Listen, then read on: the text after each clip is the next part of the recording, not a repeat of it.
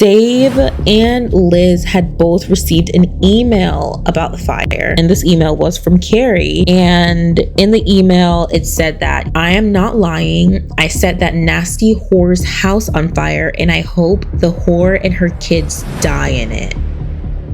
Hello everybody, and welcome back to my channel. My name is Cjae, and as you can see from the thumbnail and title of this video, we are going to be discussing the case of Cari Faver. And if you have seen any of my previous videos, y'all know I don't do long intros, so let's go ahead and beat this face while I tell you everything you need to know about this case. So Dave Krupa was born on November 13th in 1976 in the state of Nebraska. For a very significant portion of his life, he was in a long-term relationship with a woman named Amy Flora. They were together for a really long time. They never got married, but they did have 2 children together. After some time of being together, Dave and Amy decided to call it quits on their relationship.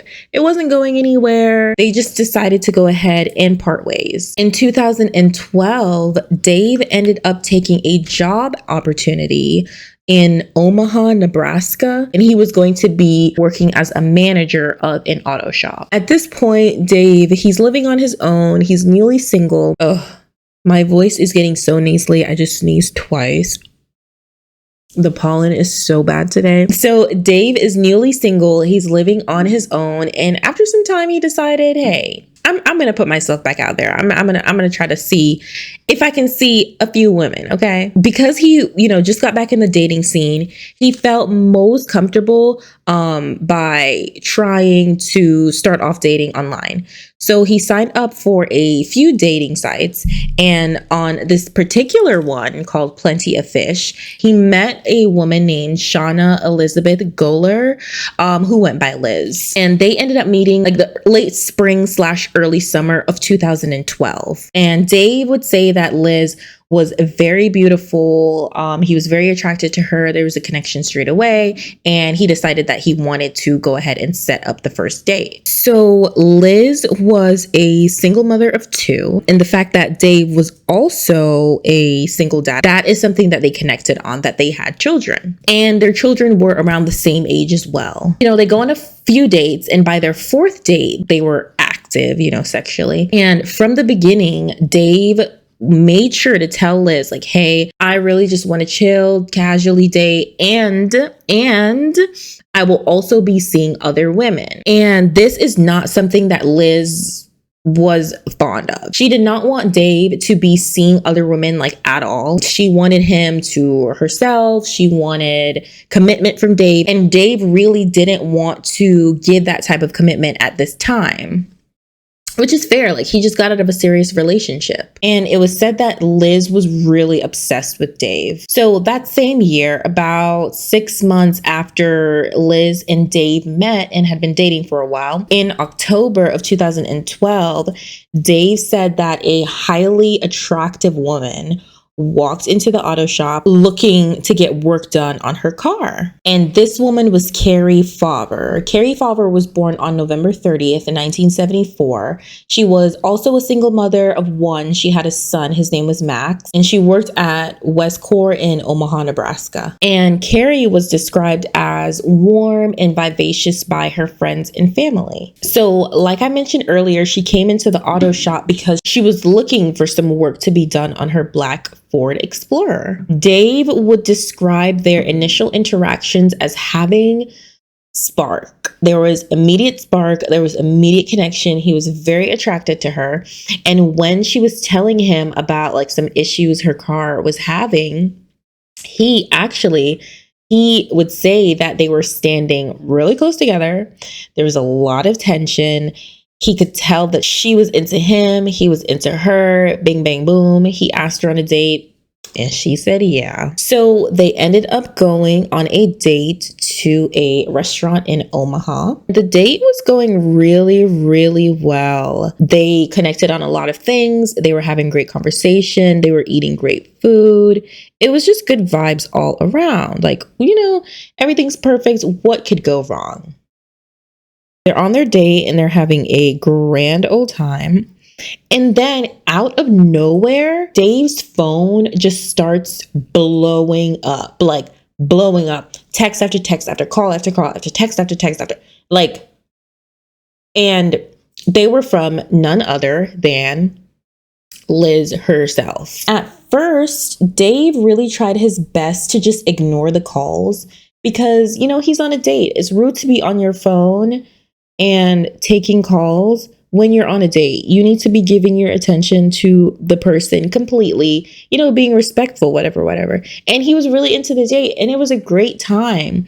But eventually it got to the point where he literally just couldn't ignore it anymore. He thought the best thing to do in that situation was to answer the call and explain to Liz, like, hey, I'm on a date. I can't talk to you right now. We'll talk when I'm done. And he didn't see anything wrong with this because he already told Liz, like, hey, this is casual. We're going to be seeing other people. Well, I'm going to be seeing other people. And even though she didn't like that, she still stuck with him even after he told her this. So he thought that everything was all good. Like, okay, you might not be happy about it, but it is what it is. So after he tells her that he's on a date, I guess maybe the calls and messages stopped or slowed down or whatever. Nothing else is mentioned after that, but Cari and Dave ended up still having a really great date. So much so that he decided to invite her back over to his apartment so, you know, they could carry on the vibes, keep having a great time. She agreed. She went over to his apartment and literally, like, almost as soon as they got there, Liz was outside beating the brakes off of the doorbell at the security door of his apartment. Dave was like, oh my God. He explained the situation to Cari and Cari is like cool about it. He goes out to figure out what the fuck Liz wants and explain, like, hey, my date is back in the apartment. And Liz was like crying and carrying on, talking about she had stuff in his apartment that she wanted to get. She was basically ending things there, saying that she wanted to collect her stuff so that she could leave. But Dave is like, well, you know, my date's in there. Let me just go ahead and end things and I guess send her out so that you can come in and get your stuff. So then Dave goes back into his apartment and he explains the situation to Cari, and again, she's still pretty chill about it. And he's like, yeah, she's saying she's got stuff in here that she wants to come get. So let's just go ahead and wrap things up here. So they wrap up the date and Cari leaves. But as she's leaving, Liz, of course, is still at the door. She's still at the security gate. So she sees Cari leaving the apartment and they cross paths. And then Liz watches Cari go into her Ford Explorer and pull off. And then Liz goes inside Dave's apartment. She's still crying and carrying on. And she packs up her stuff. And shortly after she packed up all of her stuff, Dave ended up almost kind of kicking her out, like, okay, it's time to go. And I also forgot to mention that when Cari was at Dave's apartment, things were going really well when they got there initially, and things were kind of like started to get spicy and heat up. And he also explained to her, like, hey, you know, I'm seeing other women before things go too far. I just want to let you know, make sure you're cool with that. And Cari was cool with it. She was like, okay, yeah, no big deal. Thank you for being upfront and honest with me. And then shortly after this is when Liz showed up. Then after Liz left, Dave actually ended up calling Cari on the phone. And they were talking on the phone for a little bit. And I guess they really wanted to carry things on with the date since it was going really well. And so Dave ended up driving to Cari's place where he spent the night with her. So for the next several weeks, Dave continues seeing Cari, and him and Liz actually kept seeing each other as well. I guess eventually she got over the fact that he was being for real when he told her he was going to be seeing other women. Well, I shouldn't say get over it. She didn't get over it, but I guess she was putting up with it. She still didn't like it. On November 9th or 10th, Cari's vehicle, her black Ford Explorer, ended up getting vandalized with spray paint.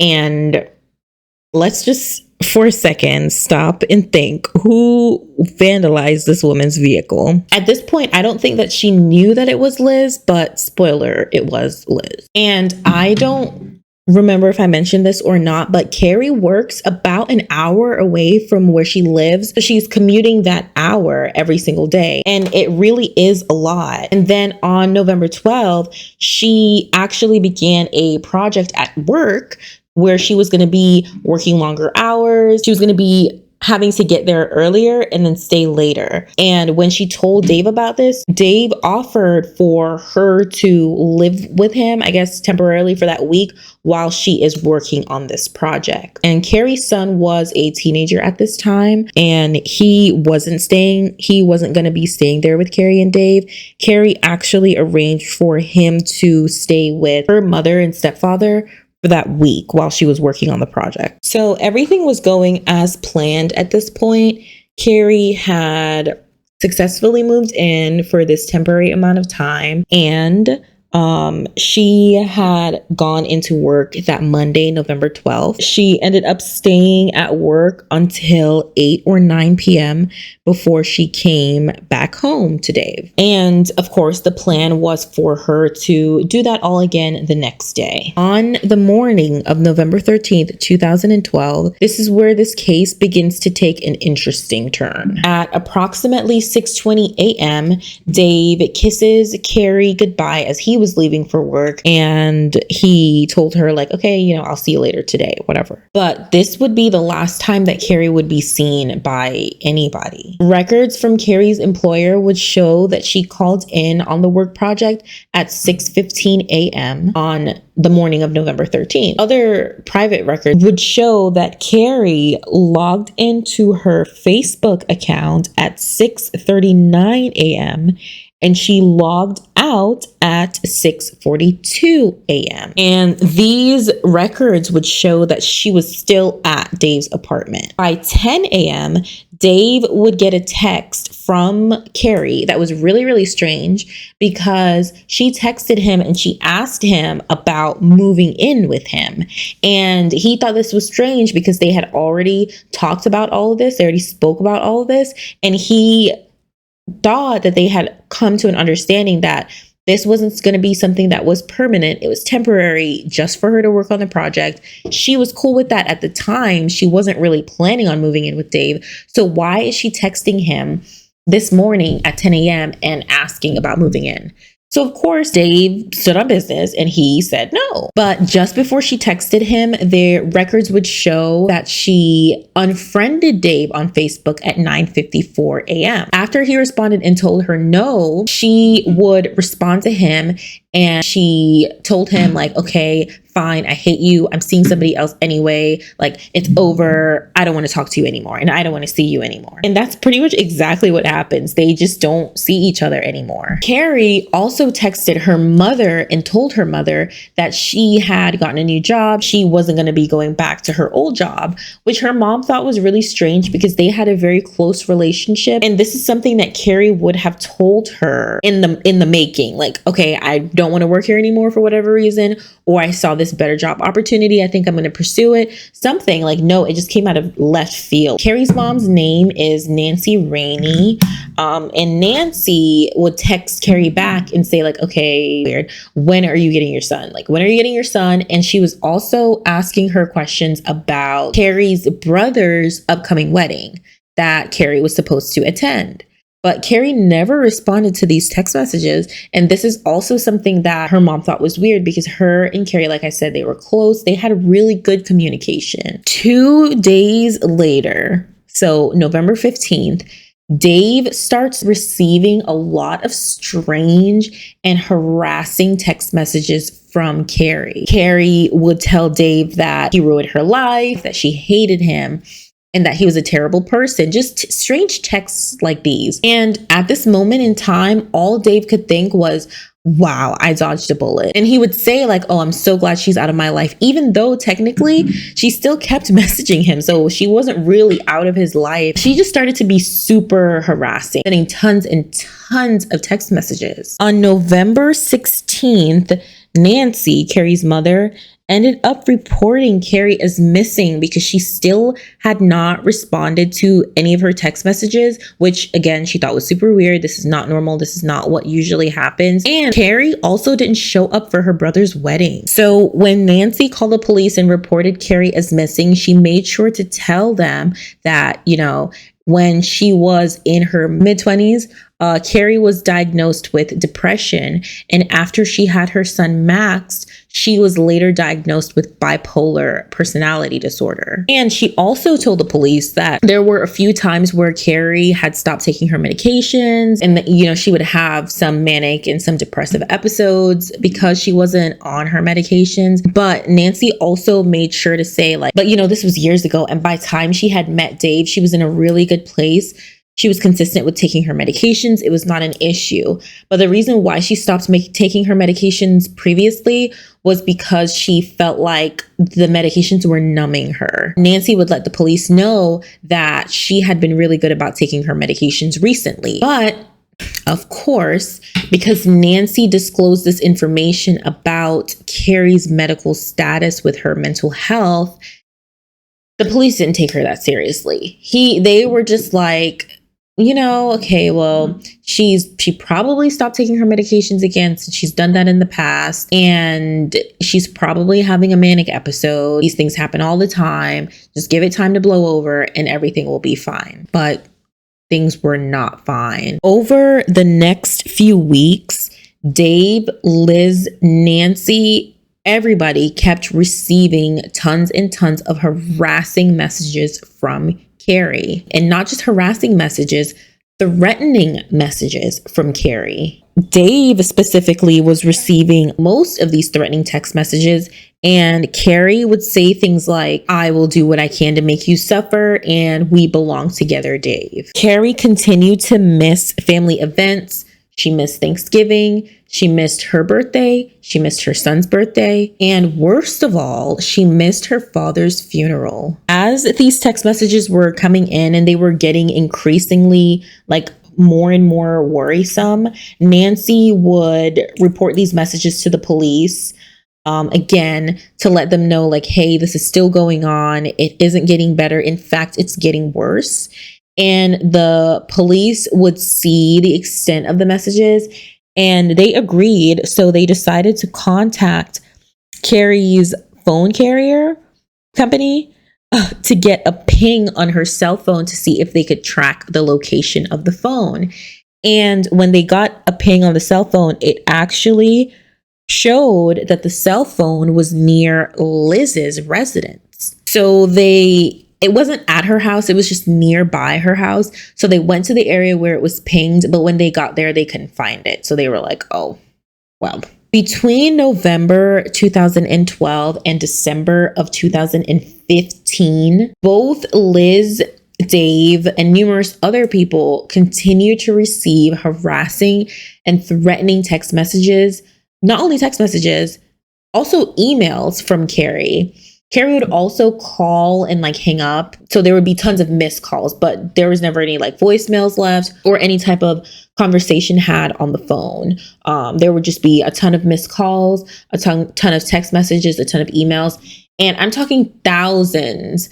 And over the period of those 3 years, Cari would create 30 different emails, have 30 different phone numbers that she would text and call from. And in any of these text messages where Cari was talking about Liz, she would always refer to her as the whore. And Dave would also receive messages from Cari where she would claim to be watching him. And one specific night where he received some messages from Cari saying that she was watching him, she described what he was doing very specifically. He was sitting on his recliner. He was wearing a blue t-shirt. He was watching TV.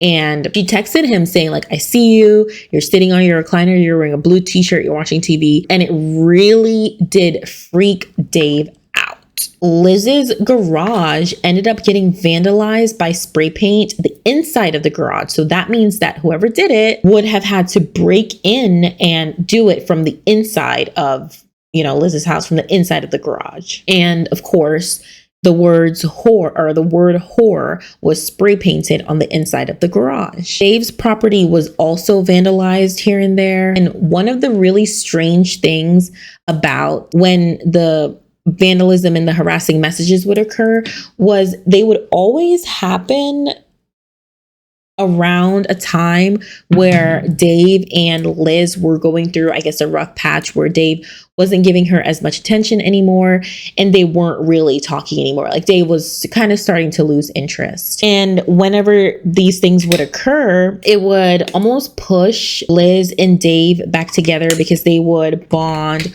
on the trauma, the fear, and hatred of Cari. Nonetheless, Nancy continued to search for her daughter because she was very concerned, as she should be. And there was a moment of hope once when Nancy had received a call from a man at a homeless shelter.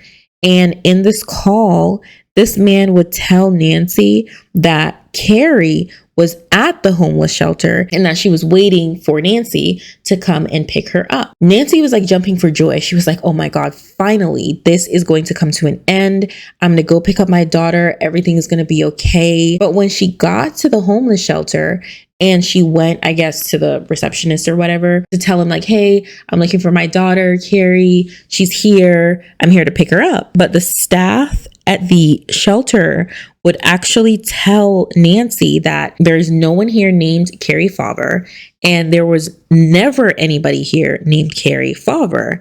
And this crushed Nancy. I mean, can you imagine literally who is this man that called her and lied? And at this point, you can call it a mother's intuition, but Nancy knew that somebody was playing some serious games here. And Cari's son, Max, had his own suspicions as well. And he decided that he was going to message Cari on Facebook to see if she would respond. And he would have a conversation with her, you know, trying to get answers. He messages her on Facebook. And when she responds, he decided that he wanted to ask her 3 questions. He asked her what his middle name was, what was the name of their first dog, and what is the name of his best friends. Like, okay, max of the security questions, but Cari never responded to the questions. And I think it's also important to note that while Liz was with Dave, she was also talking to somebody else. Now, remember at the beginning where I said that Dave said that he wanted to continue seeing other people and stuff, and she made it such a big deal about him wanting to do that, and she wanted him all to herself, and she wanted commitment from Dave. She was seeing somebody else this entire time. Matter of fact, she was talking to this guy. His name was Todd Butterbaugh. She was talking to this guy since 2010, so 2 years before she had met Dave. And it was more than just talking. At one point, she was living with him. Her kids were living with them as well. He was paying her bills. He was taking care of her kids.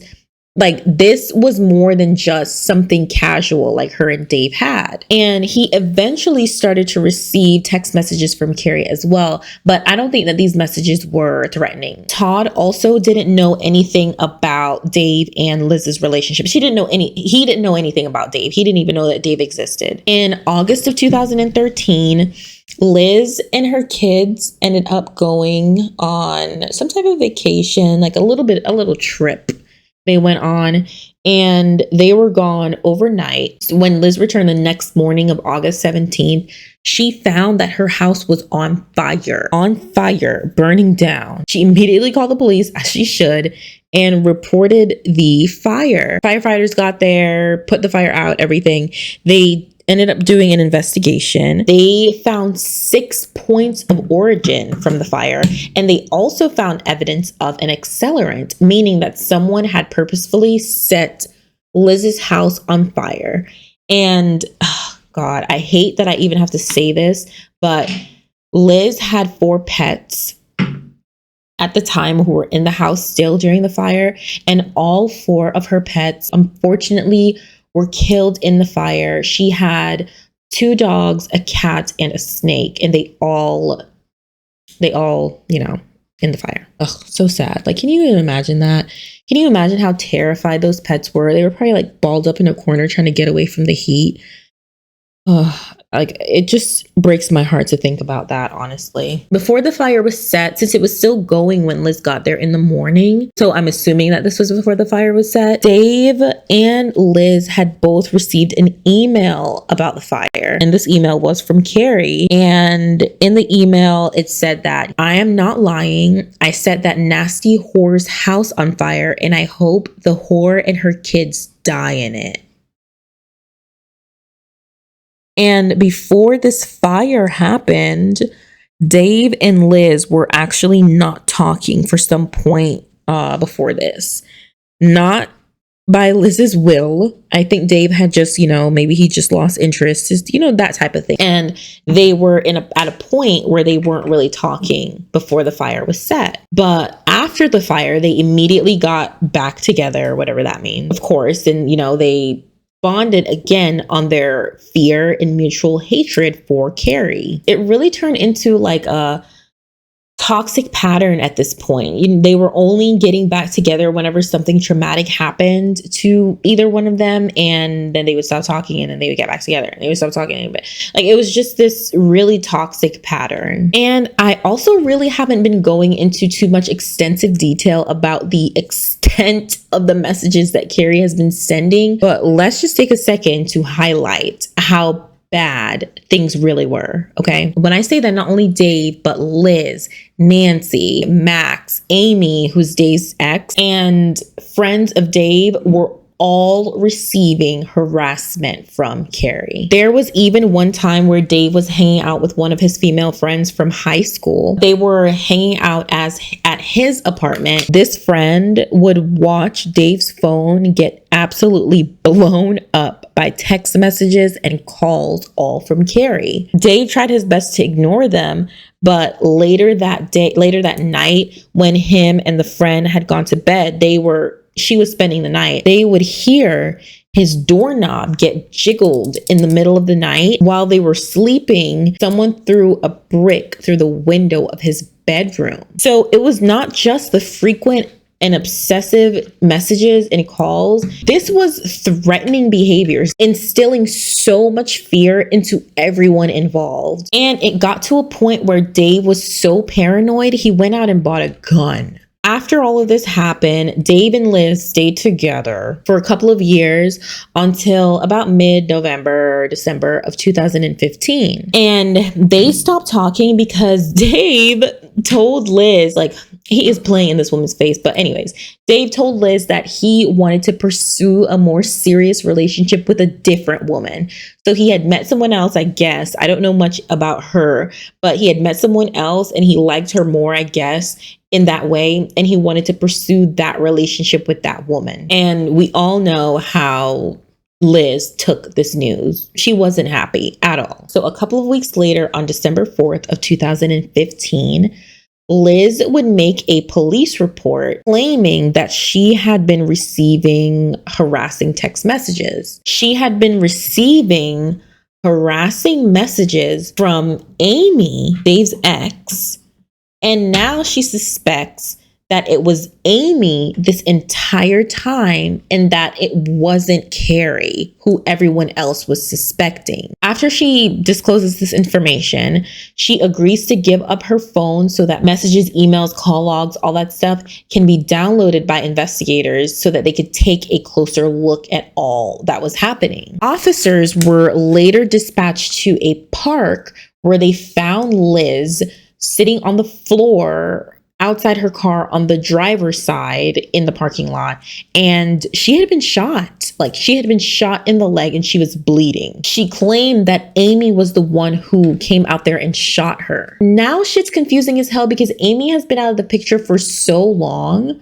What is going on? However, Liz's account of everything that happened with the shooting and everything with Amy would vary significantly over these next several days and weeks of the investigation. After Liz was found shot in the parking lot and she was telling the police that it was Amy who did it, of course, the police immediately went to Amy's residence and they went to arrest her. So they pull up to her house, guns out, guns in her face. Amy's car, police would report that Amy's car was cold to the touch. How could someone have gotten in their car, started it up, drove however distance to a park to shoot somebody in the leg, and your car is cold to the touch? Like, it just didn't make any sense. So after the shooting, the police obtained consent to search both Dave's and Amy's phone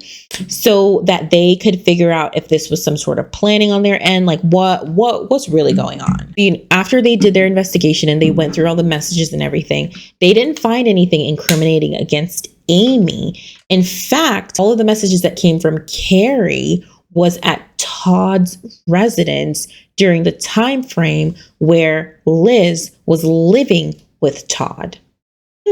In late January / early February of 2016, Dave ended up moving back in with Amy. And over that same weekend where Dave moved back in with Amy, Liz was borderline harassing the police, trying to get more information on what was going on with the charges that she wanted to press against Amy for shooting her. And she claimed that she continued to receive threatening messages from Amy. She was really upset that Amy hadn't been charged with shooting her yet. But the police would reassure her and tell her that, you know, they're in the process of working on things. They're trying to get enough evidence to charge Amy. But at that point, they didn't have enough evidence. But if you haven't seen this coming yet, don't worry, I'm going to tell you. Like, everything is about to make sense in a second. The police were, in fact, not investigating Amy,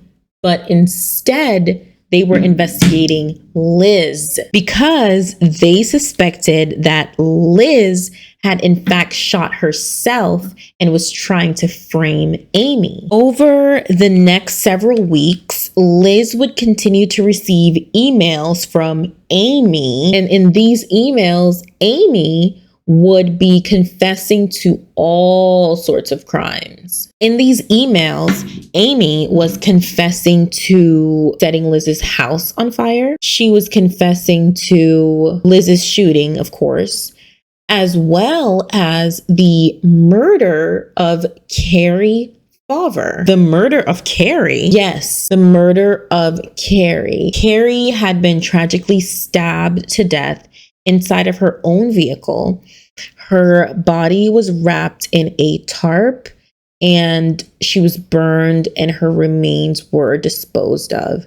And all of this was being confessed in the emails that Liz claimed were being sent to her from Amy. So yes, Cari had tragically had her life taken away this entire time. And for years, someone had been impersonating her and sending all of these threatening calls and text messages and emails and acting out in these very threatening and harassing ways toward multiple people. And Cari's name had been completely tarnished. People believed that this was her. People believed that this was how she was behaving. Her friends, her coworkers, her loved ones. And during this time where they should have been grieving her loss, a lot of people were instead very angry, as, you know, it can be very understandable. These things that they believed Cari was doing, it wasn't even her. And when they initially found Cari's vehicle like years prior, they never suspected that a murder had taken place. They really just thought that Cari was having a manic episode. They only swept the vehicle for fingerprints. They weren't looking for any blood or anything else. But now that they know what they do know, they went back and they searched Cari's vehicle again. When they searched her vehicle initially years prior, they found one set of fingerprints, but it didn't match. It wasn't Cari's and it didn't match anybody else that they had in the database. So they were just kind of like, oh, well, whatever. It's just a random fingerprint. So they went back to that, right? They got the fingerprint, and knowing what they know, they tested it to see if it would match Liz's fingerprint, and it did. And they didn't find any blood or anything initially. But again, knowing what they know, they did a thorough search of the vehicle And at first, they didn't find any blood, but they decided to strip the car seat, like remove the cloth covering of the car. And when they did, it exposed a huge blood stain on the car seat. And when they checked the DNA in the blood, it did match Cari's. With this evidence, the police were able to obtain a search warrant for Liz's apartments. They took a lot of her electronics. They were searching, and they also confiscated some items that were purchased on Cari's debit card after she had gone missing. So police obtained the search warrant, and they were able to search a large number of email accounts. There were 31 Google email accounts, 9 Yahoo, and 5 Microsoft. All of these emails proved that it was in fact Liz this entire time sending out all of these emails and text messages. Liz did attempt to disguise her IP address. And she would also schedule messages to send at a certain time. And this would explain why sometimes she would be hanging out with Dave and they would start receiving harassing text messages from Cari at the same time. Liz put a lot of thought and effort in impersonating Cari. This would explain how she got away with all of this for literally years. She could have put the same type of effort into something else, like, come on. But during the trial, Liz would not contest any of the evidence presented against her for all of the crimes that she committed. Mind you, also, when Liz's house was set on fire, remember that? Liz set her own house on fire. Liz killed all 4 of her pets. For what? Literally, for what? She set her own home on fire, knowing that her 4 pets were in there. Like, that's just a different type of evil. And at the time when she reported that, oh, my house is on fire, oh my God, somebody save me, she told police that she was in the process of moving out. That bitch lied.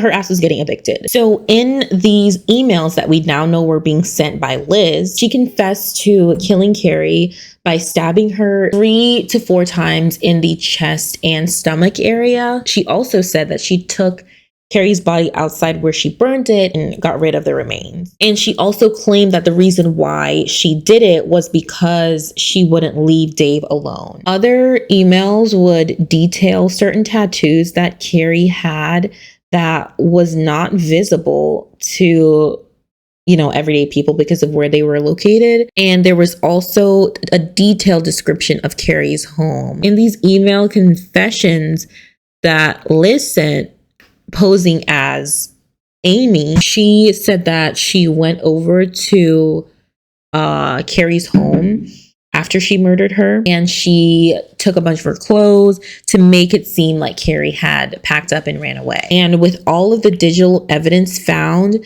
police also found over 13,000 photographs. And among these images, there were images of like a silver tarp thing, which we're assuming is what Cari's body was in. And there were also images of like flesh colored symbols that were later confirmed to be tattoos, Cari's tattoos, and they were confirmed by they were confirmed by Cari's ex-husband and by Cari's mother. A forensic pathologist would also testify and say that the images taken of the tattoos were on decomposing skin. They didn't know how decompose, but they were able to tell, from their expertise that it was decomposed skin or decomposing skin. Liz waived a jury trial, and she also did not testify at the bench trial. Shanna Elizabeth Goler, Liz, was convicted of 1 count of first-degree murder and 1 count of second-degree arson. She was sentenced to life imprisonment for the murder and 18 to 20 years for the arson. Liz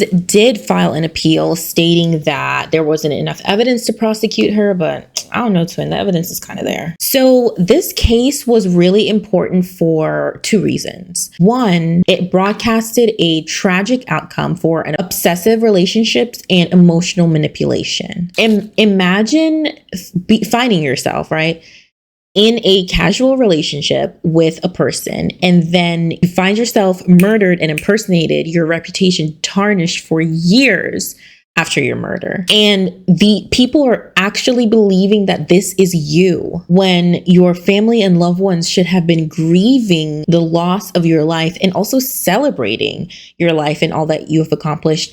A lot of them instead find themselves resenting you even for all that they think that you're doing. Imagine the emotional turmoil that your loved ones would have to be dealing with and going through. Seriously, like if you find yourself talking to someone and you're looking for something with more commitment, something that's deeper, and they don't want that, leave. Go find somebody else that's going to give you what you want. Don't do what Liz did in the situation. Please don't do what Liz did in the situation. There are plenty of fish in the sea. The second reason why this case was really important was because it highlighted the importance of digital forensics and cybercrime prosecution. Cari's remains were never found. They did not find a murder weapon. There wasn't even any CCTV footage of the crime being committed. However, the information that they did have, the evidence that they did have against Liz was just so damning and obvious. I mean, there were pictures. There were thousands of pictures, emails, text messages, social media posts. It was just 100% irrefutable proof that Liz was behind this. So this case really did highlight the importance of digital footprint and how that can be used in cases like this. Cari Faver was taken way too soon. Her loved ones would say that she was someone that you would always notice when she walked into a room. She had a laugh, she had a smile, and she always lit up a room. You couldn't help but being drawn to her. Cari's loved ones had the opportunity, the chance to grieve and celebrate the life of Cari, completely ripped from them. And it's just so frustrating and unfair. Cari is survived by her son, who was a teenager at the time of her murder and disappearance. And that is the case of Cari Faver. Thank you so much for listening if you have made it this far. And if you enjoyed this video, please consider liking, subscribing, leaving me a comment. And as always, please take care, be kind to yourself and others. And I will see you in the next one. Bye.